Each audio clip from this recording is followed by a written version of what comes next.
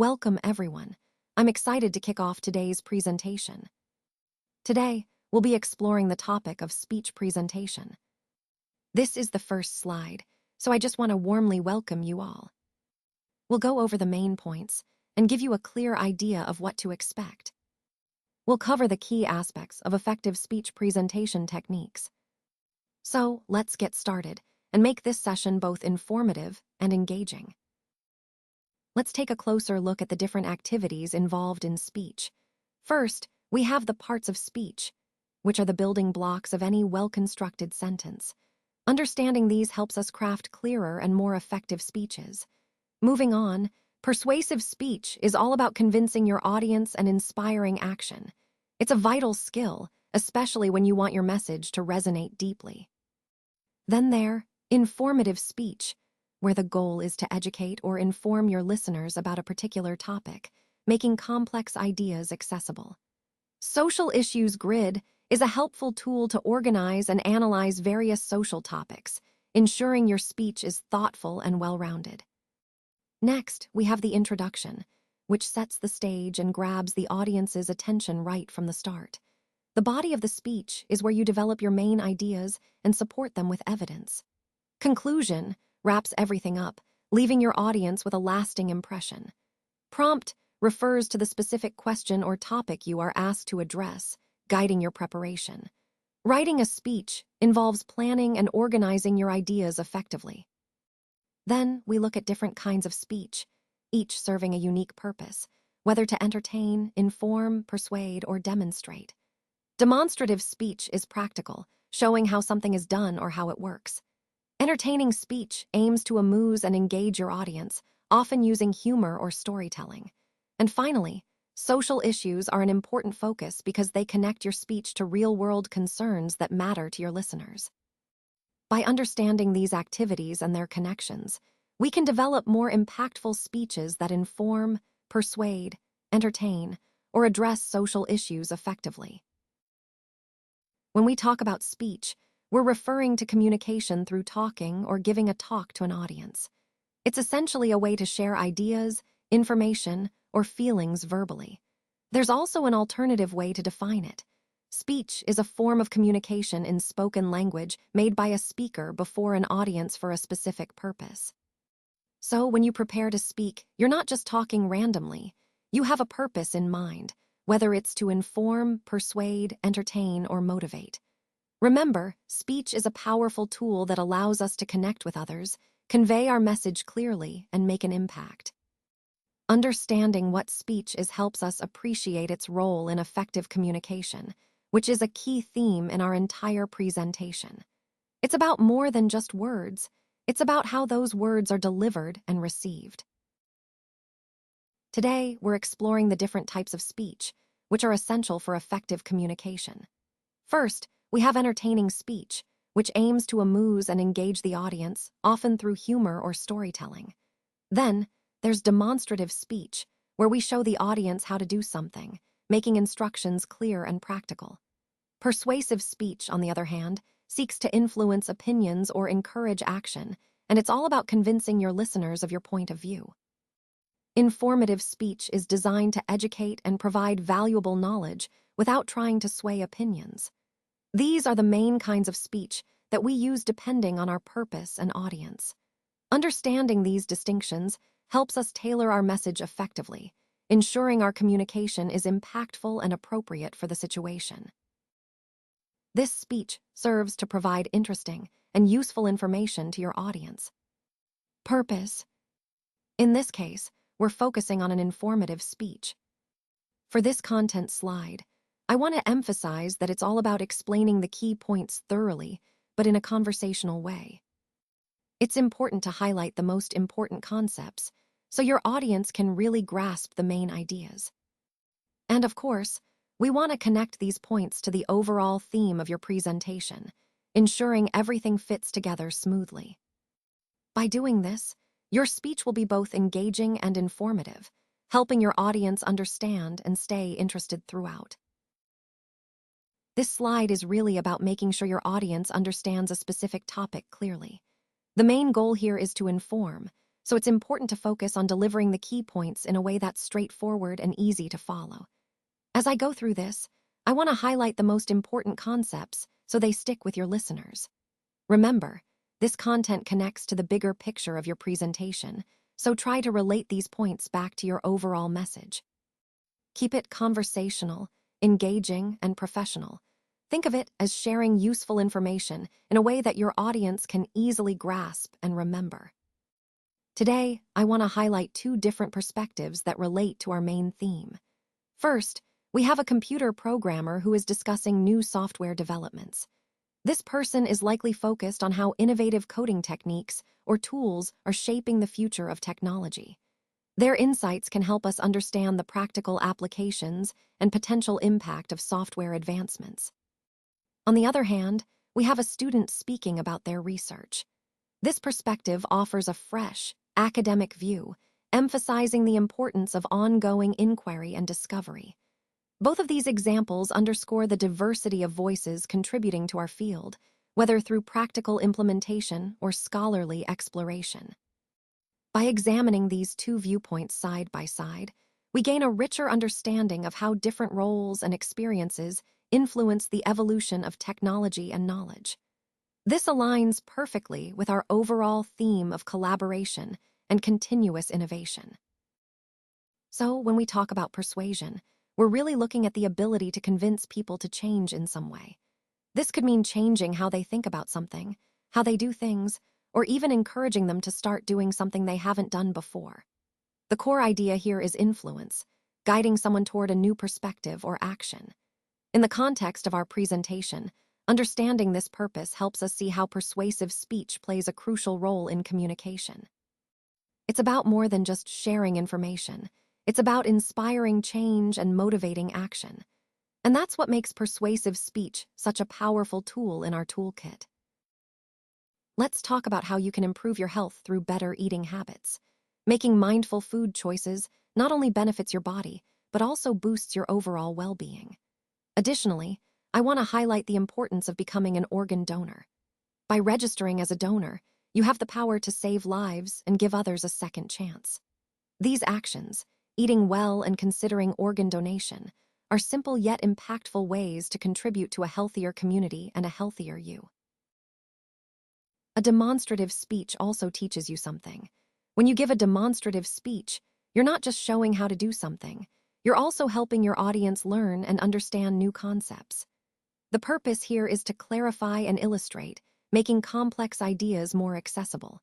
This type of speech engages your audience actively, encouraging them to follow along and grasp the practical steps involved. Remember, the key points are to explain thoroughly, but keep it conversational. This makes your presentation more relatable and easier to follow.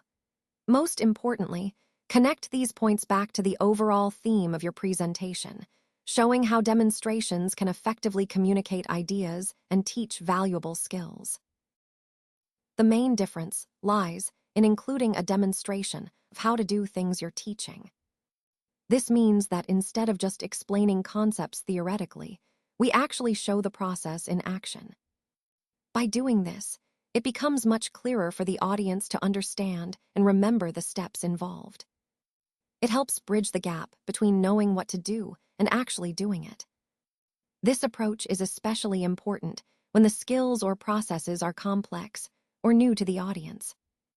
It connects directly to our overall theme of effective learning, showing, not just telling. And it makes the content more engaging and practical, which can really boost retention. So, in essence, demonstrating how to do things brings our teaching to life and makes the concepts stick. Now, let's talk about how to start your own vlog. First, it's important to plan your content and find your unique voice. Think about what topics excite you and what your audience might find valuable. When it comes to writing a speech, focus on clarity and engagement.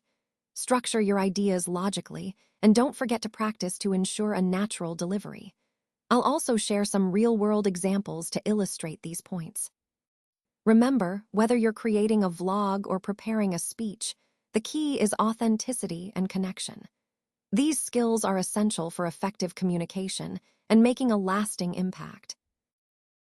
To amuse through humor, stories, or illustrations, we aim to give the audience an enjoyable experience. This is a key purpose of an entertaining speech. When we incorporate humor or tell engaging stories, it helps to capture attention and make the message memorable. Using illustrations or funny anecdotes can lighten the mood and foster a connection with your audience. The goal here is to create a relaxed, enjoyable atmosphere that keeps listeners engaged. Remember, an entertaining speech isn't just about making people laugh. It's about enhancing their overall experience and helping them stay receptive to your message. So, by blending humor, stories, and illustrations thoughtfully, we can make our presentations more effective and enjoyable. Let's take a moment to look at watching stand-up comedians. It might seem like just entertainment, but it also offers valuable lessons. Comedians are masters at observing human nature and using humor to connect with their audience. They often highlight common excuses people make for various situations. For example, when faced with a mistake, people might say, "It wasn't me," or "I didn't have a choice." These excuses serve to protect our ego or deflect responsibility. By understanding these patterns, we can become more aware of our own tendencies to make excuses. This ties into the overall theme of this presentation, which is about self-awareness and improving communication. So, watching comedians isn't just fun. It's a way to reflect on how we justify our actions and maybe even learn to take more responsibility. Now, we're moving on to the final step, which is writing a speech. This is where you take all the previous steps, understanding your purpose, choosing a topic, preparing an outline, gathering data, and writing your speech, and put it all together into a clear, engaging, and well-organized speech. Remember, the goal here is to communicate your message effectively while keeping your audience engaged. Focus on making your points thoroughly but conversationally, so your speech feels natural and relatable. Highlight the most important concepts to ensure your audience remembers the key takeaways. And always try to connect your points to the overall theme of your presentation to create a cohesive flow. Think of this as the final polish, where your ideas come to life through your words. So, as we wrap up, let's briefly revisit the main body of our presentation. We've gone through the introduction, set the structure, and now we're focusing on the parts of speech. This section is crucial because understanding the parts of speech helps us grasp how words function in sentences, which is fundamental to mastering language. I'll explain each part thoroughly but in a conversational way, so it feels approachable. The most important concepts here are how nouns, verbs, adjectives, and adverbs work together to create meaning. Recognizing these parts allows us to analyze sentences more effectively and communicate more clearly. Throughout this discussion, I want you to see how these parts connect to the overall theme of language structure and communication. By understanding parts of speech, you're building a stronger foundation for everything else we explore in language and grammar. Today, I want to start by emphasizing the purpose of our discussion. This slide is about understanding the importance of introduction in any presentation. When we think about introductions, we're really setting the stage for everything that follows. It's our chance to grab the audience's attention and give them a clear idea of what to expect. By the end of this section, you'll see how a strong introduction can make a significant difference in how your message is received. It's about connecting with your audience from the very beginning and establishing credibility. So, as we move through this presentation, keep in mind that the introduction is not just a formality. It's a critical component that ties everything together and sets the tone for success. Have you ever wondered what it truly takes to make a strong first impression? As the saying goes, you never get a second chance to make a first impression. Starting effectively is crucial. So how do we do it? Well, first, it's about understanding that your opening sets the tone for everything that follows. You want to capture attention right away, whether with a compelling question, a powerful quote, or a bold statement. This draws your audience in and piques their curiosity. Next, make sure your opening connects to the overall message of your presentation. It should serve as a bridge, leading smoothly into your main points. Remember, a good start isn't just about grabbing attention. It's about establishing credibility and setting a confident tone. So when you begin, be clear, be authentic, and be engaging. That's how you start strong and make sure your audience is with you from the very first moment. Now, to establish credibility, I want to share a bit about my background and experience related to this topic. Over the years, I've worked on numerous projects that have given me firsthand insight into the challenges and opportunities we're discussing today. This experience helps me to provide a well-informed perspective and practical examples that can resonate with you. Next, let's talk about refining the thesis statement. It's crucial because it sharpens our focus and clarifies the main point we want to emphasize throughout this presentation. By honing this statement, we ensure that our message is clear, compelling, and aligned with the overall theme. So, in summary, establishing credibility builds trust and authority, while refining the thesis keeps our discussion focused and impactful. Both are essential steps in making our message as effective as possible. Now, let's talk about the body of the speech. This is where I really explain the key points in a way that's thorough but still conversational. I want to make sure I highlight the most important concepts so they stand out. Connecting each point to our overall theme helps keep everything cohesive and meaningful. Remember, the goal is to make the ideas clear and engaging, so I'll focus on clarity without losing the audience's interest. This section is essential because it's where we build the core message of the presentation. Let's take a moment to focus on the call to action. This is where I encourage you to apply what we've discussed today and take the next steps. Remember, the goal is to make a difference and move forward with confidence. Now, as we come to the closing statement, I want to leave you with a final thought. It's about the importance of implementing these ideas and staying committed to continuous improvement. To wrap up, let me briefly summarize the main point of this speech. We've explored key concepts that can truly transform how we approach our work and challenges. The core message is about embracing change, leveraging our strengths, and working together towards common goals. And finally, I want to thank you for your attention and engagement. Your commitment to growth and learning is what drives real progress. Let's carry this momentum forward and make a positive impact. Now, let's move on to the activity section, which is a crucial part of our learning process. The goal here is to actively engage with the concepts we've discussed so far and to apply them in a practical way. This activity is designed to reinforce your understanding and help you see how these ideas work in real-world situations. As you go through this activity, I want you to think about the key points we've covered, whether it's the strategies, the frameworks, or the best practices. Remember, the purpose is not just to complete the task, but to deepen your comprehension and to connect the dots between theory and practice. Pay close attention to how the different components we've discussed come together. For example, if we're talking about problem solving, consider how the different steps or techniques fit into the bigger picture. This is an opportunity to test your skills and to identify areas where you might need more clarification or practice. Throughout this activity, stay curious and engaged. Don't be afraid to ask questions or to explore alternative approaches. The most effective learning happens when you're actively involved, thinking critically, and applying what you've learned in a meaningful way. So, I encourage you to approach this activity with an open mind. Use it as a chance to challenge yourself, to practice, and ultimately, to solidify your understanding of the overall theme we're exploring today. If I were the president of the Philippines, I would prioritize addressing poverty and inequality. These social issues are deeply interconnected and have a wide-reaching impact on many aspects of our society. By focusing on reducing poverty, we can create more opportunities for education, healthcare, and employment, which in turn helps improve the overall quality of life for our people. To resolve this, I would implement programs that promote sustainable livelihood projects, improve access to quality education, and ensure social protection for the vulnerable.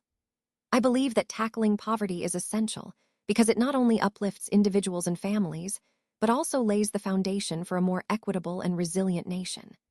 This approach aligns with the broader goal of fostering inclusive growth and social justice, which are key themes in our ongoing development journey.